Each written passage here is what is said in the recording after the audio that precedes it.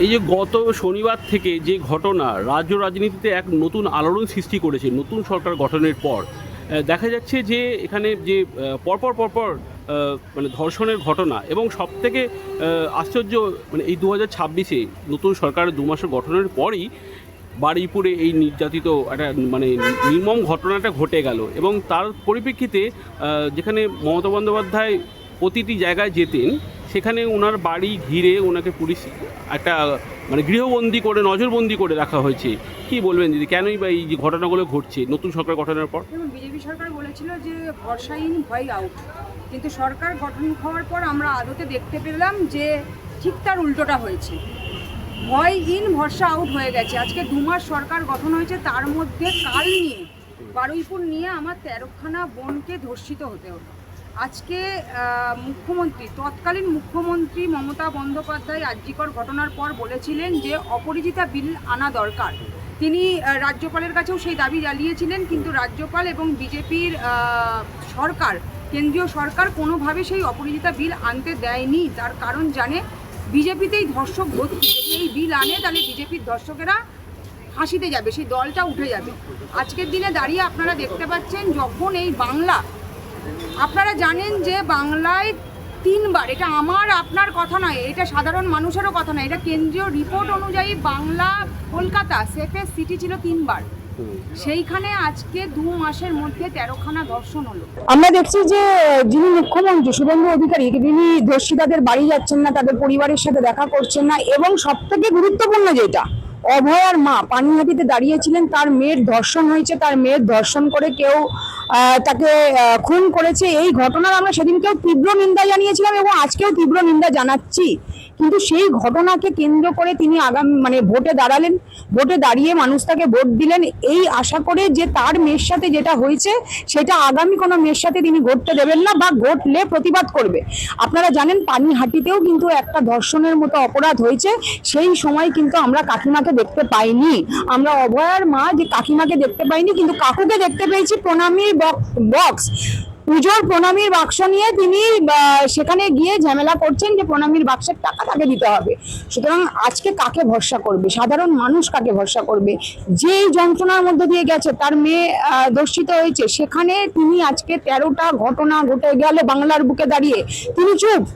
আজকে বিজেপি সরকার চুপ, double engine সরকার চুপ। শুধু আমরা একটাই কথা বলতে পারি, কালকে আপনারা দেখেছেন যে মমতা বন্দ্যোপাধ্যায়ের বাড়ির সামনে একটা 71 বছরের যেই মহিলাকে এতদিন বলছিল যে এই সরকার, এই দলটার আর সরকার চলে যাওয়ার পরে এই দলটার আর কিছু নেই, সরকার চলে যাওয়ার পরে এই দলটাকে নাকি তারা বিভিন্ন ভাগে ভাগ করে দিয়েছে, সরকার চলে যাওয়ার পর তারা এমএলএ কিনে নিয়েছে, এমপি কিনে নিয়েছে, কিন্তু এই দলটাকে ভয় পেয়ে, একটা 71 বছরের মহিলাকে ভয় পেয়ে কালকে তার বাড়ির চারপাশে কেন্দ্রীয় বাহিনী, সিআরপিএফ, কলকাতা পুলিশ দিয়ে ঘেরাও করে দিলেন, যাতে সে তার সেই ঘটনা, যেখানে ঘটনাটি ঘটেছে সেই ঘটনায় গিয়ে তার বাবা মার সাথে দেখা করতে না পারে। কিসের ভয় এখনো মমতা বন্দ্যোপাধ্যায়কে?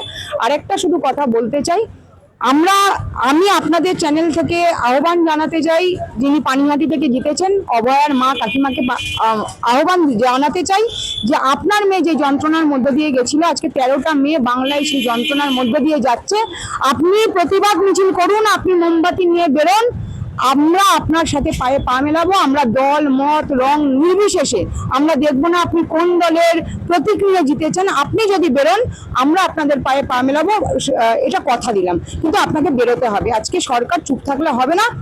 এবং একটা ইম্পর্টেন্ট আপনাদের কথা বলি, যে আমাদের সরকার যখন ছিল, যখন তৃণমূল কংগ্রেস ছিল, তখন কিন্তু রাত দখল, দিন দখল, প্রতিবাদ, প্রতিরোধ গড়ে তোলার এই যে একটা জায়গা, এই যে একটা গণতন্ত্র, এই গণতন্ত্রটা কিন্তু আজকে বাঁচিয়ে রেখেছিলাম। আজকে যারা রাত দখল দিন দখল করেছিল তাদের কাছে প্রশ্ন করতে চাই, তারা কোথায়? আজকে যারা রাত দখল করেছিল সেই বুদ্ধিজীবীরা আজকে কোথায়? বুদ্ধিজীবীরা কি সেই বুদ্ধিটা নবান্নতে গিয়ে 14 তলায় মুখ্যমন্ত্রীর ঘরের কাছে গিয়ে মুখ্যমন্ত্রীকে বন্ধক দিয়ে এসছে? আমি শুধু আপনাদের চ্যানেল দিয়ে থেকে এটা জানতে চাই।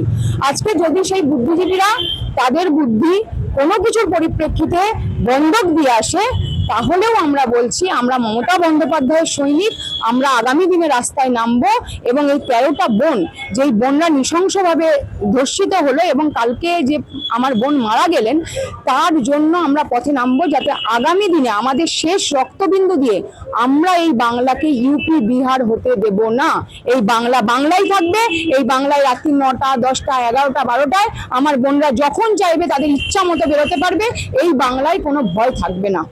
গতকাল থেকে আপনারা মুখ্যমন্ত্রীর বাড়িতে আপনারা ছিলেন, কি মনে হয় যে এরকম ভাবে মমতা বন্দ্যোপাধ্যায়কে আটকে রাখার কারণ কি? মানে কেনই বা যেতে দিচ্ছে না? বিগত দিনে সরকারে যদি কোনো ঘটনা ঘটলে তখন সঙ্গে সঙ্গে বিরোধী পক্ষরা স্পটে পৌঁছে যেতেন, তবে এখন কেন, মানে কিসের জন্য? এটা কি দেখুন, বাংলার মানুষ জানে যে মমতা বন্দ্যোপাধ্যায় শতাব্দীতে একজন নেত্রী জন্মান। বাংলার মানুষ জানে মমতা বন্দ্যোপাধ্যায় যেখানে গেছেন সেখান থেকে ইতিহাস তৈরি করেছেন। বাংলার মানুষ জানে মমতা বন্দ্যোপাধ্যায় যেখানে দাঁড়ান সেখান থেকে লাইন শুরু হয়। সুতরাং এটা শুভেন্দু অধিকারীও জানেন, তার কারণ শুভেন্দু অধিকারী তো গুরুমারা বিদ্যা করেছেন, যার কাছে রাজনীতি শিখেছেন আজকে তার দিকে আঙুল তুলে তাকাচ্ছেন। তো সেই জায়গাটা থেকে বলতে পারি শুভেন্দু অধিকারী মমতা বন্দ্যোপাধ্যায়কে ভয় পাচ্ছেন, সেই জন্য মমতা বন্দ্যোপাধ্যায়ের বাড়িতে আজকে বিভিন্ন রকম ভাবে তাকে আটকানোর চেষ্টা করা হচ্ছে। কিন্তু একটা কথাই বলবো যে ডর হামে আচ্ছা লাগা। আর মমতা বন্দ্যোপাধ্যায়কে 34 বছরের যে সরকার, সেই সরকার বারবার আটকাতে চেয়েছে, কিন্তু মমতা বন্দ্যোপাধ্যায়কে আটকানো যায়নি। মমতা বন্দ্যোপাধ্যায় 34 বছরের সরকারকে এই বাংলা থেকে উৎখাত করে এখানে গণতন্ত্র প্রতিষ্ঠা করেছিলেন। আবারও মমতা বন্দ্যোপাধ্যায় বিজেপির এই অপশাসনকে উৎখাত করে গণতন্ত্রের পুনরায় প্রতিষ্ঠা করবেন। এবং মমতা বন্দ্যোপাধ্যায়কে যারা যারা আটকাতে গেছে, ইতিহাস বলছে তারা আটকে গেছে। এই বাংলায় মমতা বন্দ্যোপাধ্যায় সাধারণ মানুষের মনে আছে এবং আগামী দিনেও সাধারণ মানুষের মনে থাকবে। আপনাদের পক্ষ থেকে বিভিন্ন জেলা স্তরের কর্মীরা কি ঘটনাতে গিয়েছেন? আপনারা দেখছেন যে আজকে আপনারা হয়তো দেখেছেন 166 ধারা ওখানে দিয়ে দিয়েছি, ঠিক আছে। আমাদের কর্মীরা অবশ্যই যাচ্ছে। আমাদের আজকে দেখেছেন আপনারা দোলাদি গেছেন, প্রতিমাদি গেছেন, আজকে আমাদের টিম গেছেন, কিন্তু মমতা বন্দ্যোপাধ্যায়কে বাড়ি থেকে বেরোতে দেওয়া হচ্ছে না। কিন্তু এটা কদিন আমরা বার করবো। এরপর যদি মমতা বন্দ্যোপাধ্যায়কে এইভাবে আটকে রাখা হয়, আমরা বার করব। মমতা বন্দ্যোপাধ্যায় শুধু চুপ করে আছেন কারণ উনি এখনো চান না কোনো অশান্তি হোক। মমতা বন্দ্যোপাধ্যায় চুপ করে আছেন কারণ উনি চান না বাংলায় কোনো ল অ্যান্ড অর্ডারের কোনো অসুবিধা বিঘ্নিত হোক, বাংলার ল অ্যান্ড অর্ডার, সেই জন্য চুপ করে আছেন। কিন্তু মমতা বন্দ্যোপাধ্যায়ের এই চুপ করে থাকাটা যদি মমতা বন্দ্যোপাধ্যায়কে দুর্বলতা মনে করে তাহলে তারা মূর্খের স্বর্গে বাস করছে। আমরা দেখব আগামী দিনে এই এবং আপনাদের একটা কথা জানিয়ে রাখি যে কালকে নির্যাতিতার পরিবারের সাথে দিদি, আমরা ছিলাম কালকে দিদির বাড়িতে, নির্যাতিতার পরিবারের সঙ্গে দিদি বাই টেলিফোন কথা বলেছে, মানে ওভার টেলিফোন কথা বলেছেন। এবং দিদি এটা তাদেরকে আশ্বস্ত করেছেন যে আমরা তাদের সাথে আছি, তৃণমূল কংগ্রেস তাদের সাথে আছে, মমতা বন্দ্যোপাধ্যায় তাদের সাথে আছেন এবং তার বাড়ির লোক এই সরকারে, আমি এইটুকু বলতে পারি, এই সরকারের উপর তাদের বাড়ির লোকের কোনো রকম ভরসা নেই, বিশ্বাস নেই। তাদের ভরসা এবং বিশ্বাস মমতা বন্দ্যোপাধ্যায়ের উপর।